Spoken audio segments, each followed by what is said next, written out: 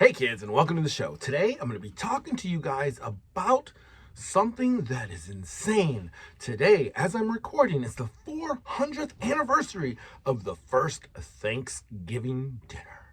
Yeah, that happened in 1621.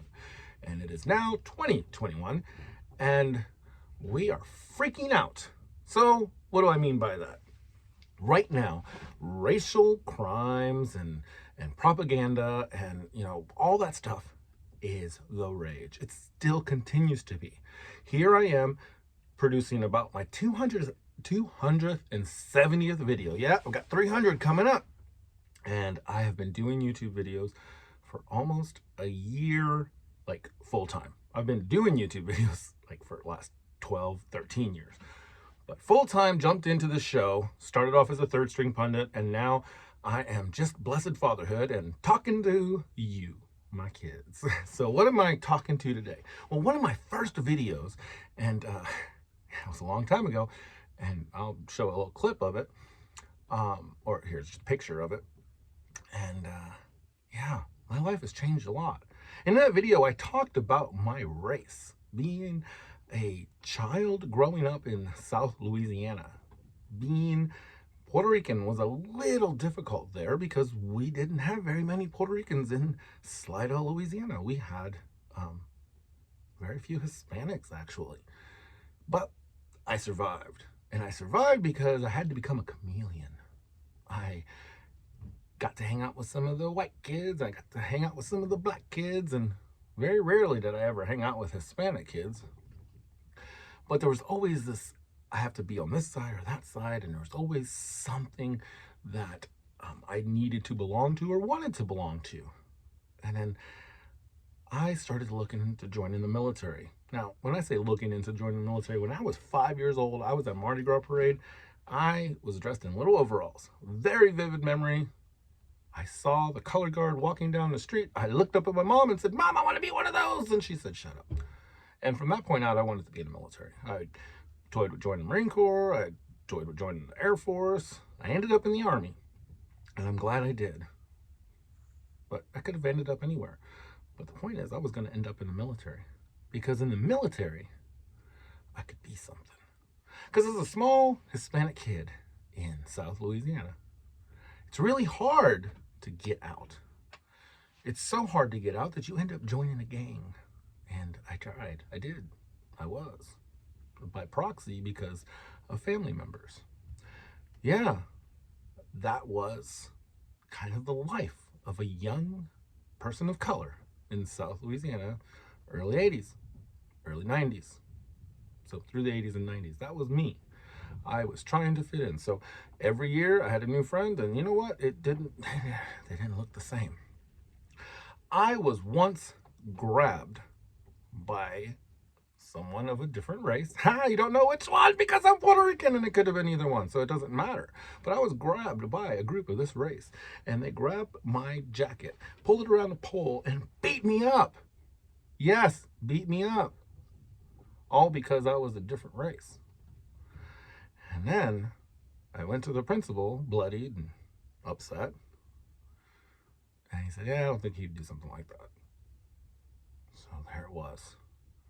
I realized that if I were to tell anybody anything, I would probably just end up being paddled for fighting. Because back then, you got paddled for fighting, win or lose. Because you didn't know.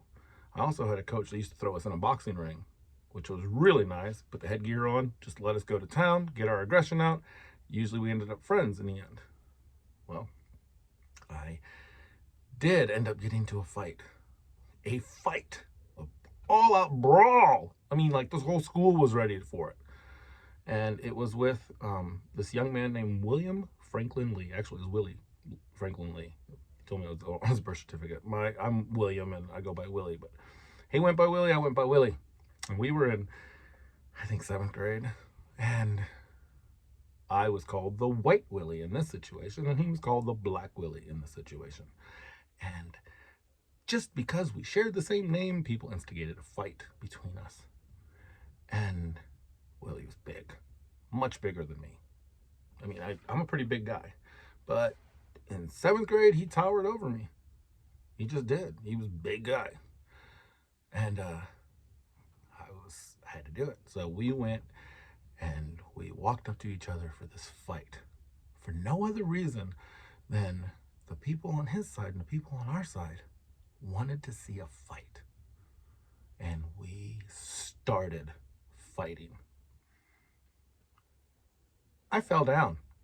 He got me good. I tripped and went right to the ground. Willie stopped, reached his hand down, helped me up, and then we just looked at each other and said, "This is stupid." And then we just walked away together. And from that moment on, we were best friends, because we realized that crowd wanted what was the worst for us, not what was the best for us. So we became a different type of crowd. Several years later, I saw Willie and I had a bag of Taco Bell. I've told the story before and it's really hard to tell, but I had a bag of Taco Bell and he asked me for some and I said, "No, get your own Taco Bell." And I took my food and left. When I called his mom to find out if it was true that he had died, I didn't believe it. I didn't believe that the last thing that I said to my best friend was, "Get your own Taco Bell." That was one of the lowest moments in my life when he died. And I vowed that I would never let somebody go hungry again. And that relationship moved forward and for years and years. And I hate bragging, so I'm trying not to brag, but I have to state a fact because it honors my friend.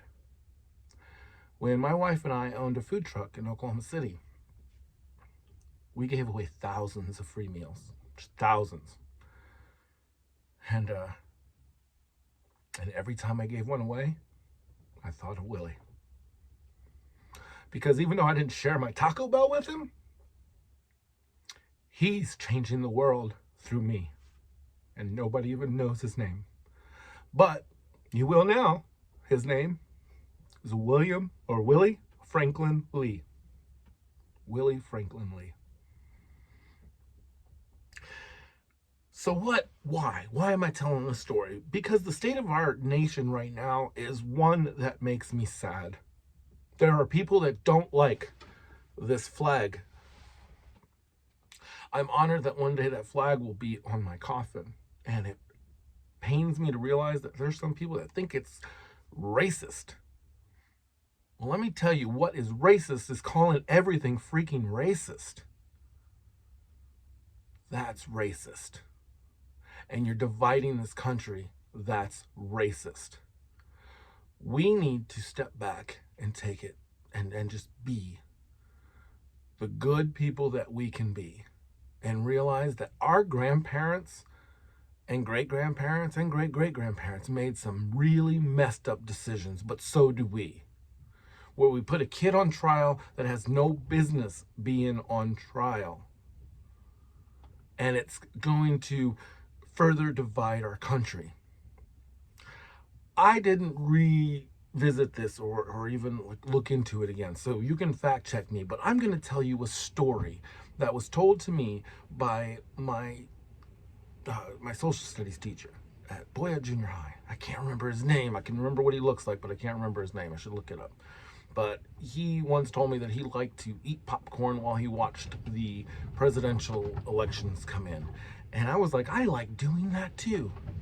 One of the stories he told me when we were talking about the Civil War was something that stuck with me and it's really windy out here, I apologize, but it stuck with me over the years.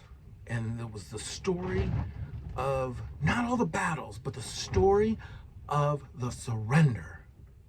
When Robert E. Lee surrendered to General Grant.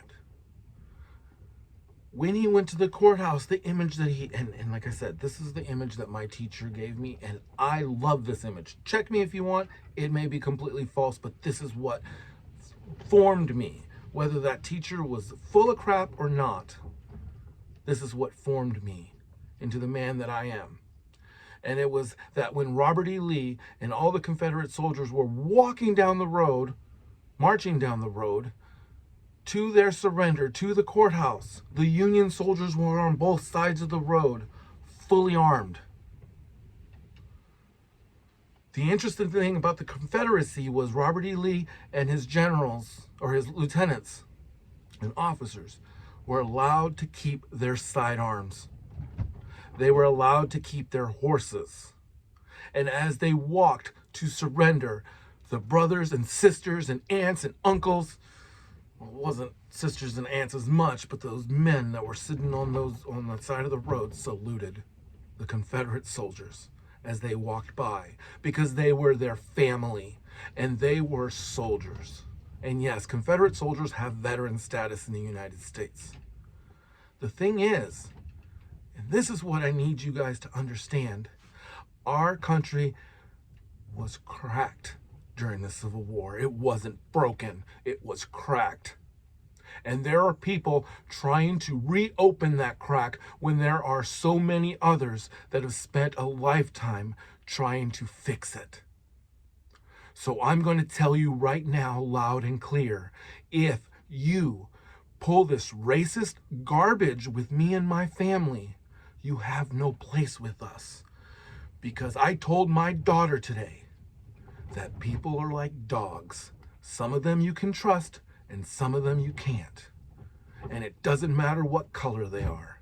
It doesn't matter if they're furry. It doesn't matter if they're big. And then I told her, if you look someone in the eyes and they have ugly eyes, you don't trust them. Look a person in the eyes, people, because all eyes are beautiful if they're not lying to you. But when someone is deceitful and wants harm to you, their eyes are ugly. Trust your gut. It was put there by God. It was put there by your Creator. So understand that now, when we're walking into this horrible next year of racist rhetoric, we need to have the moment where there is a healing and a reconciliation, because the crack is going to continue to be there. But until we can say, I love you, let's come together, it's going to destroy all of the mortar and all of the blood and all the sweat and all the tears that went into healing our country after the Civil War. And yes, it's not been perfect. But you know what?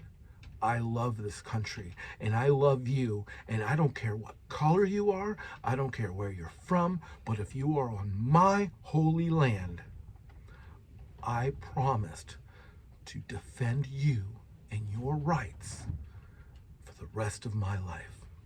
And I meant it. I love you.